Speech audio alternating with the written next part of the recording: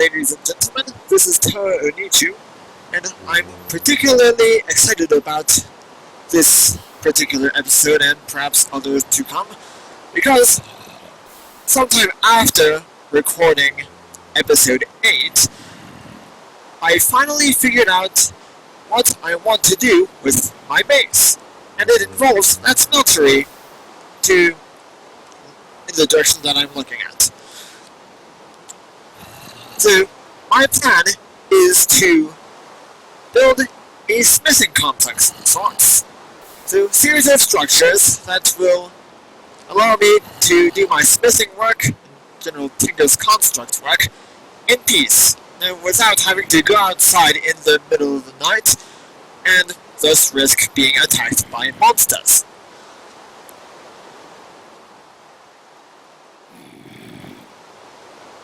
Like those zombies out there that you can clearly hear. So, this will involve, and I've got those 3 aluminum ore barrels left. Anyway, the construction of this smithing complex will involve lots and lots of cobblestone, because I'll be smelting all that cobblestone down into regular stone, and then turn all that stone into stone brick. So, without further ado, let us play some tunes while we work. Okay, now which one? Future Gladiator, Gaslamp Funworks. You're probably a little tired of hearing that at the beginning of each and every video.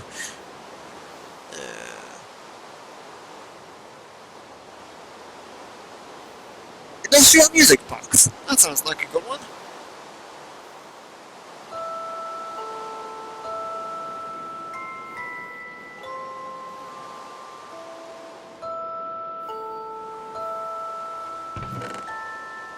Okay, now, where are my actual stacks of cobblestone?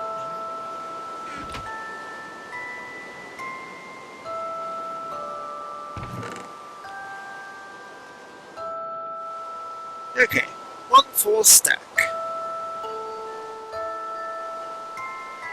Oh, and I do know where I can get more of that aluminum for the aluminum brass. Okay, now. Okay.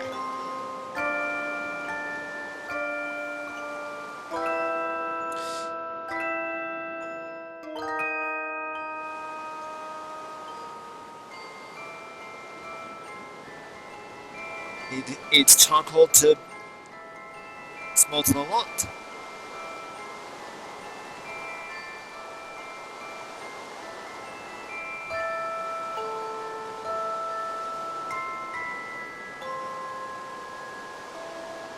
Now, it does look like it's daytime. So,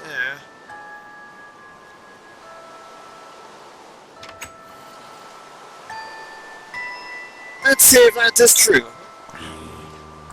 Yes, indeed, it is true, because that zombie is burning.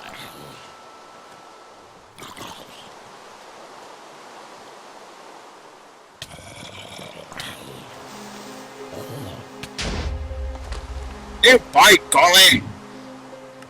Just had to die right then.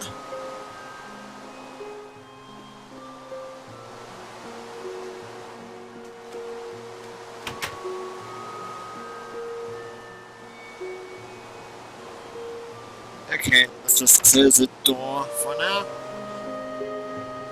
And while all this cobblestone is melting,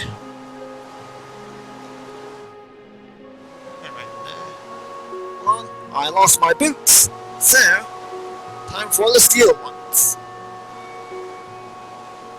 And my iron leggings are almost dead, as the iron chest plate. Okay, so let's do some more reading, shall we?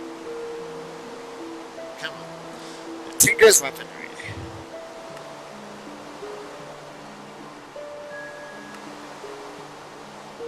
Javelin, longbow, crossbow. Okay.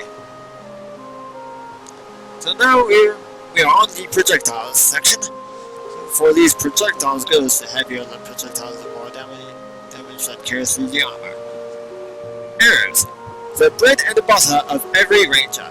Arrows can be built from many different materials. It needs an arrowhead, a shaft, and a fletching. The choice of materials allows a balance between damage, arrow count, accuracy, and fragility. The head material is crucial for its weight. A fragile arrow has a chance to break on impact with terrain. Arrows always break when they hit a target, however the reinforced trait gives a chance for the arrow to survive the impact. Interesting. Valid shaft materials are as follows: stick, sugarcane, bone, and blaze rod. And the valid fletching materials are leaves, slime leaves, feathers, and slime. Got plenty of slime balls. Yeah. And for bolts. Crafting bolts is a delicate process. First, you need a core in the form of a tool rod. Take this tool rod to a smelter and put it into a casting table. Pour some metal onto it to coat the tip with a more damaging material. After this process, add a fletching and your bolts are ready to be used. Since the bolts consist of a harder core and tip, they carry more weight than regular arrows, making them perfect to fight armored targets. Now, is that it? Is that all? Well then.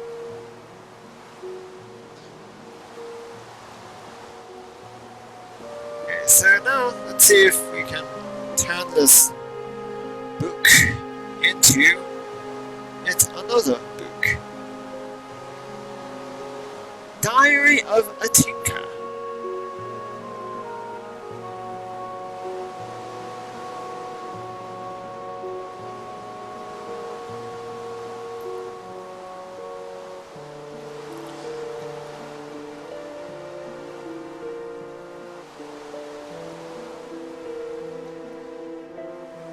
Okay, so 25 stone. No, 26. Not.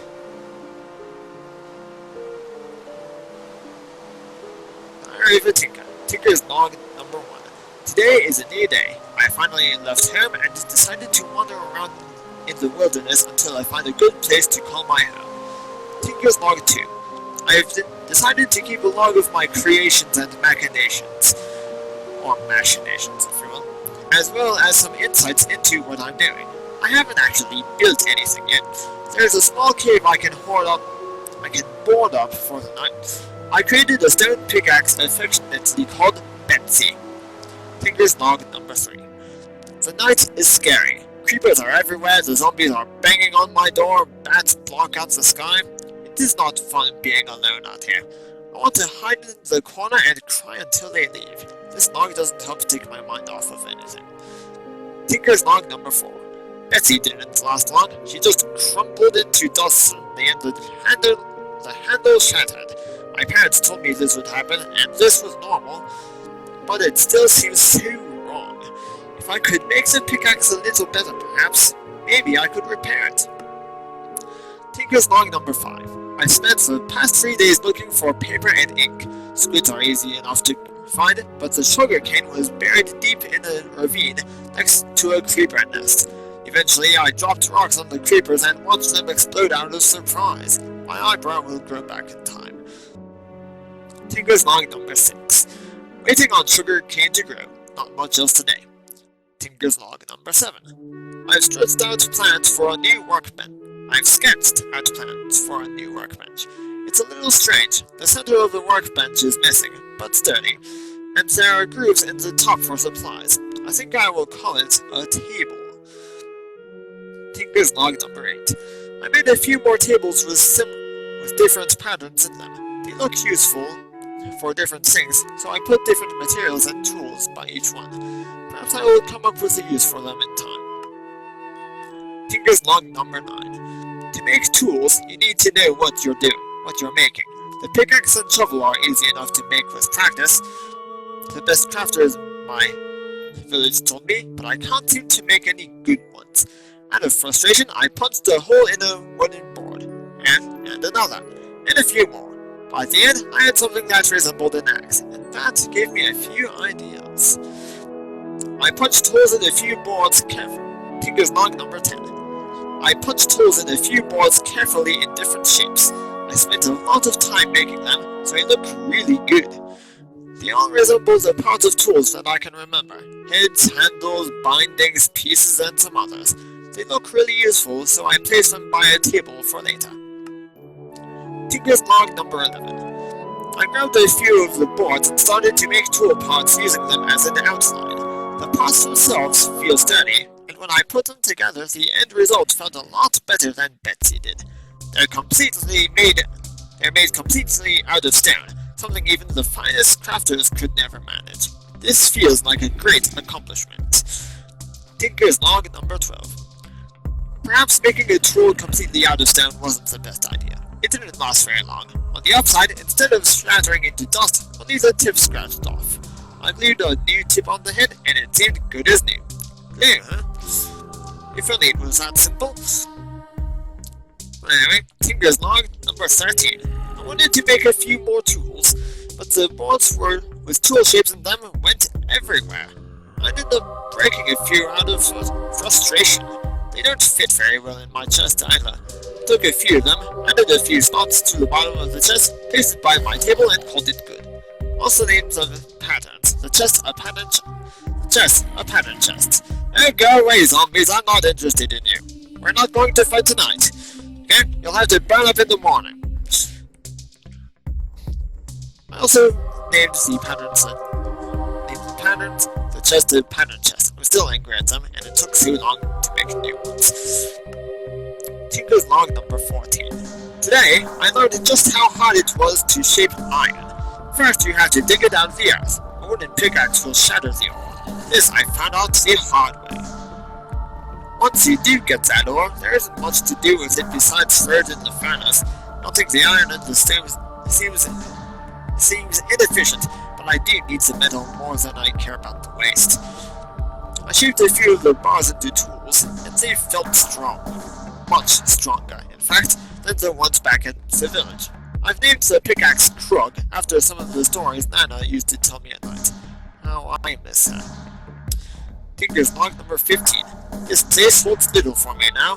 I've packed up my things, grabbed what resources I can carry, and set off. The tables and patterns will have to stay behind. I can't possibly carry them with all the food I have. Tinker's log number 16. A week later, is this on shovel mode? Yes, and on repeat. Good. Anyway, a week later, and I finally found some others to visit. Some of them seem nice, most don't look like me. A few of them have things I never could have dreamed of. They've put me at a patch of land that was quiet and secluded. Now I should be able to work, for I have ideas from the journey. Tinker's log number 17. After 3 days and nights of fending off zombies, I finally created a house. It has a few rooms, a basement, but most importantly, a workshop, which is what I'll be doing when the day comes actually. At least I'll get started on it. All of the tables and patterns I had before are here, as well as a few others I wanted to try out from the trip. There's a round one I can cook food with.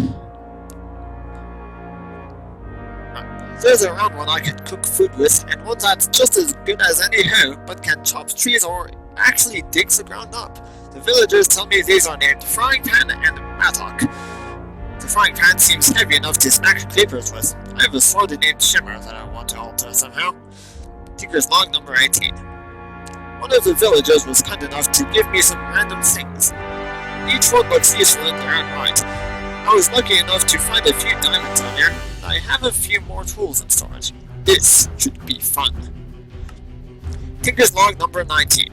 After some heavy experimentation, I ended up with some things that look amazing and others that look less useful than they actually are. A diamond tip on a pickaxe makes for a wonderfully hard mining tool, and an emerald on a sword hilt somehow makes it stay together longer, but some things don't do anything. Adding flowers to a tool does nothing. They don't even stay on the thing. Mushrooms have a similar effect, and adding more material to a tool just makes it heavier. You wouldn't think redstone would do anything. I've coated the shovel so much that it looks deep red. However, it slides through dirt as if the dirt wasn't there. Moss is also a strange one. Somehow, it seems to be healing the tool, even to the point where it looks like new. Tinker's Log number 20. I tried to make some tools out of gold, like some crafters in my village used to, but instead it broke the table. Some of the villagers laughed at me for such a day. If only they knew. Some of these tools are more useful than I thought. Tinker's Log number 21. Some of these tools are more useful than I thought. Adding blaze powder to a weapon seems to give it some kind of burning effect. Lapis has this strange quality of being able to find more materials in the same area, even if I know exactly what I'm looking at. Tinker's Log number 22. I have some ideas for creating tools, but for that I need a large place to create them.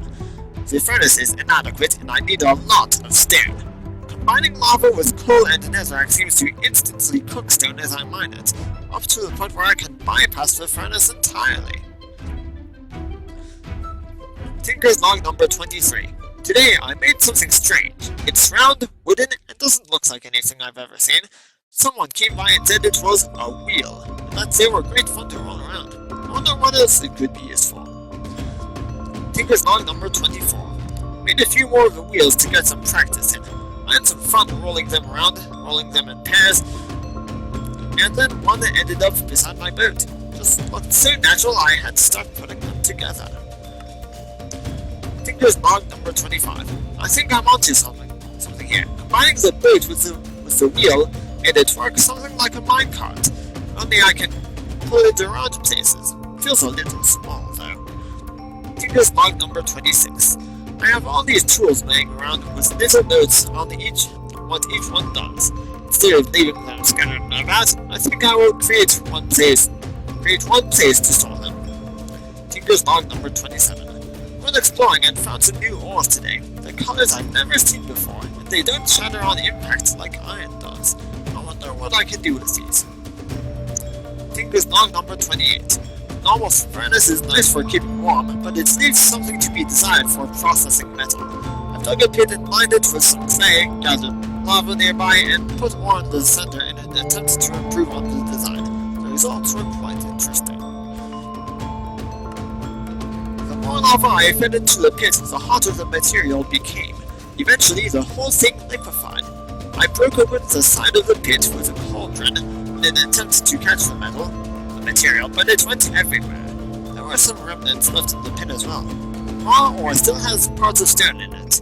There must be a way to remove the access. And that's the beginnings of the smeltery. Okay then.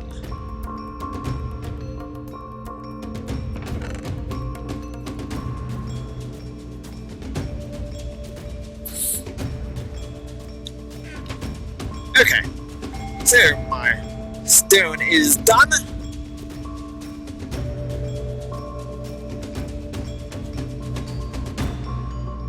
Okay. Let's see what I can do with this.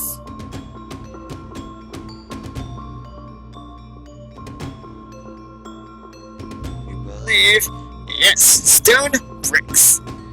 Excellent. That's 64.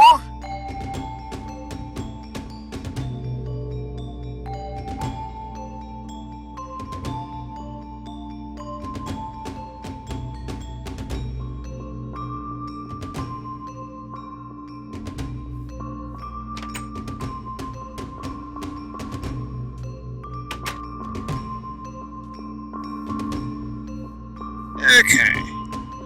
So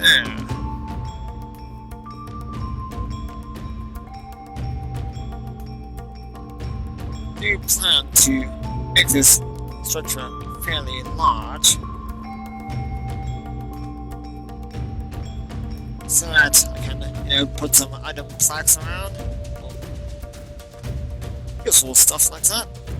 For display and making it actually look like a workshop.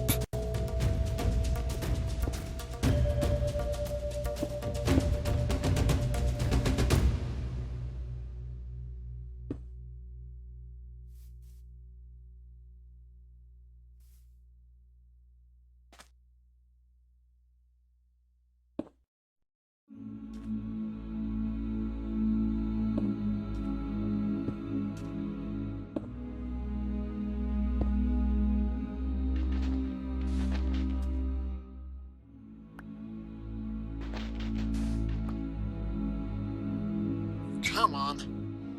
Move! Yeah, right.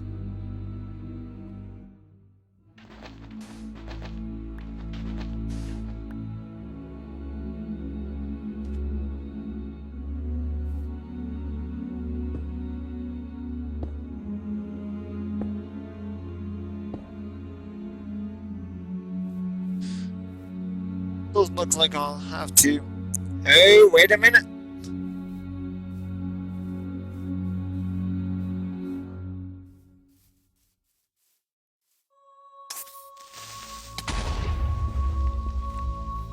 Okay, so... The iron leggings are not dead yet.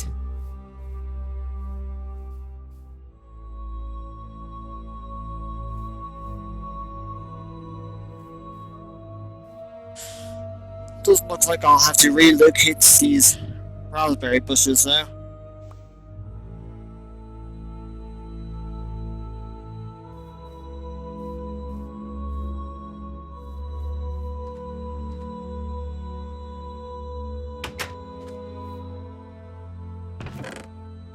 Okay.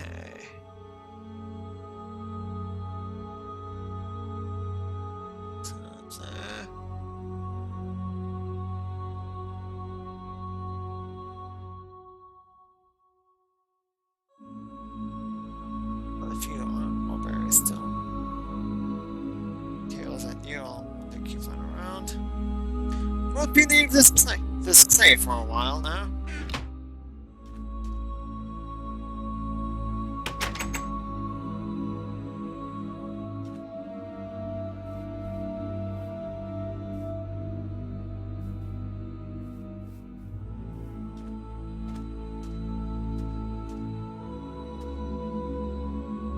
Okay.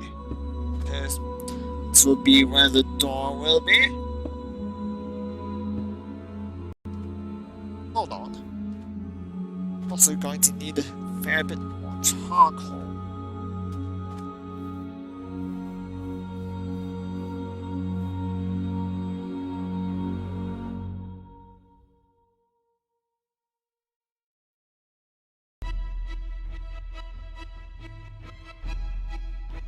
Okay, so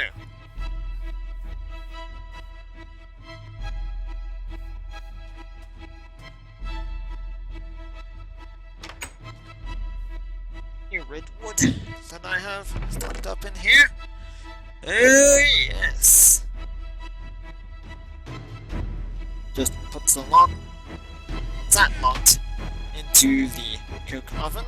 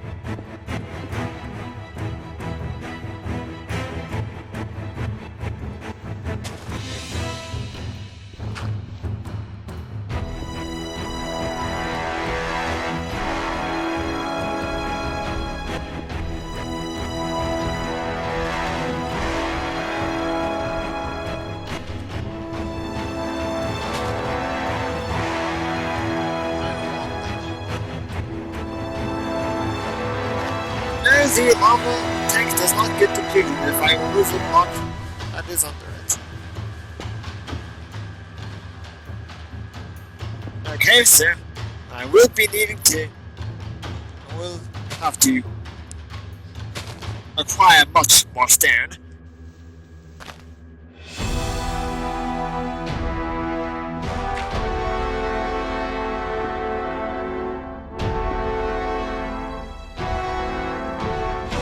Two dirts.